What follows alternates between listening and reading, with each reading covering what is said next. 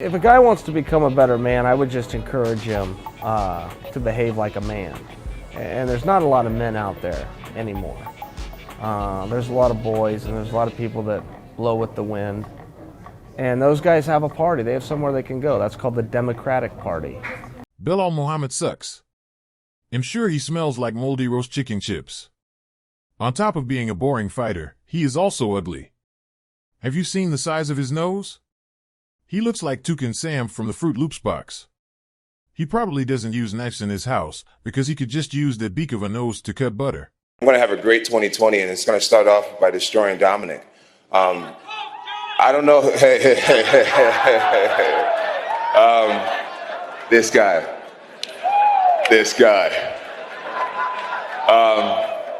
Hell of a drug, huh? Stupid. That's going to follow me for a long time, huh? It makes sense that a boring fighter like him represents a trash place like Palestine. Tony Ferguson once threw sand at Justin Gaethje in their fight. Belal could do the same thing, but he could simply fart it out.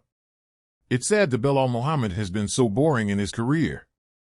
I know Stephen Thompson is a nice guy, but Belal did not have to cuddle with him for 15 minutes. It's actually against Belal's beliefs to be that close with another man, something Islam Makhachev should take note of. It's ironic that Belal fights for the Ultimate Fighting Championship. He is forgetting the fighting part of being a part of the Ultimate Fighting Championship. Belal believes that it is the Ultimate Feeling Championship because he likes to feel up his opponent for the duration of the fight. If I ever needed a babysitter, I would get Belal Muhammad because I know he would not hurt the kids in any way possible. The Jersey Transit is the absolute worst! I'm not going to get to my game now because they are incompetent! Incompetent!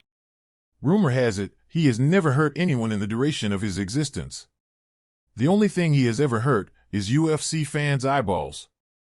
Normally people go for smoke breaks whenever the low-level women are fighting, but now UFC fans go for smoke breaks when Belal fights. What is worse than the Canadian government putting people in lockdown for 2 years? What's worse is the UFC making fans watch a 5-round Belal Muhammad fight. This guy is the absolute worst. Gilbert Burns was practically unable to move his upper body throughout their 5-round fight, and Belal could still not even hurt the man a little bit. He was out to play touch-butt in the park. That arena must have smelled so terribly bad while Belal was fighting. Dana White confirmed to reporters after the fight they had to supply nose plugs to the audience throughout the fight.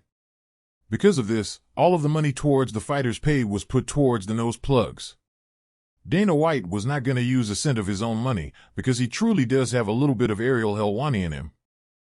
Why are you gay? Who says I'm gay? You are gay.